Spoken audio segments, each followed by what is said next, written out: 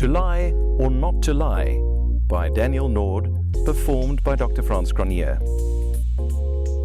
In this edition, Daniel Nord provides an overview of what the medical statements really entail and why it is important to answer all questions honestly.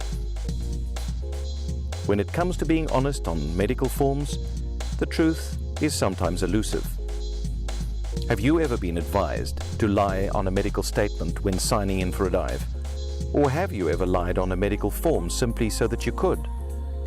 Have you ever lied anyway, despite getting all the necessary medical clearances, simply to avoid the confrontation and additional administration or the stigmas?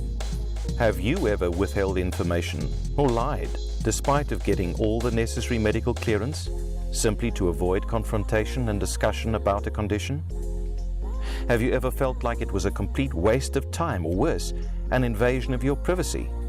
Well, you're not alone. Despite the debates, questions and hackles they can raise, you're likely to encounter medical statements during your diving career.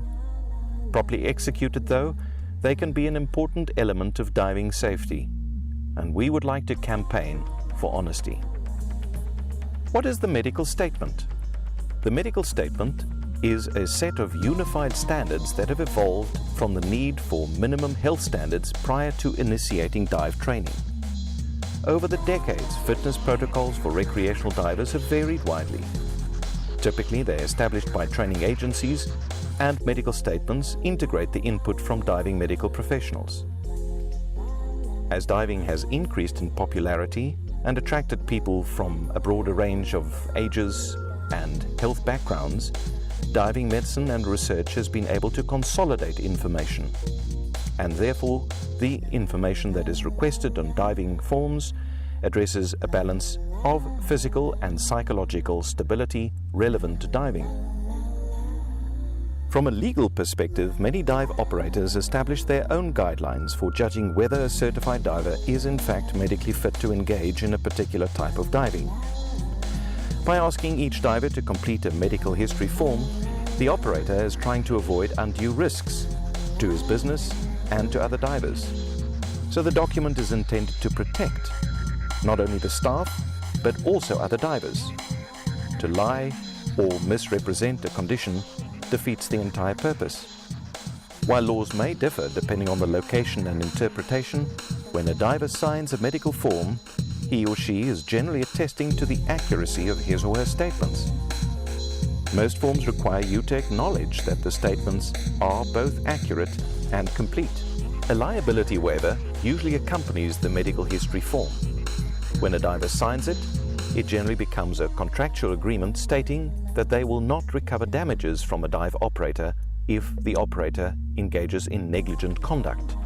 When a customer misrepresents their fitness on a medical history form, legal protection of the dive operator is not necessarily voided. The dive operator has the right to rely on written representations that a diver makes about his medical condition. In fact, a diver's decision to omit parts of their medical history may give a dive operator further legal protection through an assumption of risk defense. By failing to provide the information, it is therefore a logical conclusion that the diver elected to assume all risks related to the undisclosed medical condition. So why is the medical statement necessary? Despite its laid-back, relaxed atmosphere, scuba diving and the environmental conditions encountered are potentially stressful to the human body. Though we now know a great deal more about dive injury prevention and we have increased safety standards, accidents still occur. We often hear statements like, "Had I only known." The hardest scenarios occur when it's too late to change the outcome. Conditions vary, and divers need to be fit enough to respond to worst-case scenarios. And the medical statement is intended to red flag any medical issues that may be a risk or contraindication to diving before the diver gets in the water.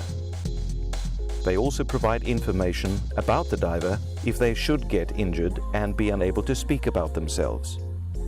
Sadly, each year Dan learns of diving accidents or mishaps that happen as a result of people being less than honest on their medical statements. Perhaps the various forms can seem overly generalized, but they still serve as a good starting point in helping people foresee some potential health risks associated with recreational diving. How should you answer the questions? When faced with a medical statement, the approach to answering questions is simply one: be honest. Lying on a form not only leaves you up to injury, but also impedes appropriate medical care due to the omission of vital information. Be proactive. Early, proactive approaches to personal health can make a big difference. If you do have specific health issues, call a medical professional and make sure you're cleared for diving. You can also call Dan or a dive operator ahead of time to discuss your medical condition and find out what documentation they will require to allow you to dive. Dan can assist you with that information and with medical referrals if necessary. Dan can even assist in discussing a medical condition with the dive operator to ensure whether or not your condition is a problem for diving. With this proactive approach, it's very likely you will not only receive the right medical evaluation, but you'll also have the appropriate documentation and awareness regarding the relevance of your medical condition or fitness for the dives you are planning to make. No one can deny that committed divers have a strong desire to continue diving, even after experiencing a challenge to their health or developing a medical condition as they age. To lower the risk of injury, however, divers should be honest and disclose and address health concerns. Though it may raise more immediate questions when answering yes on a medical form, truthful replies increase your safety as well as the safety of everyone around you in the long run.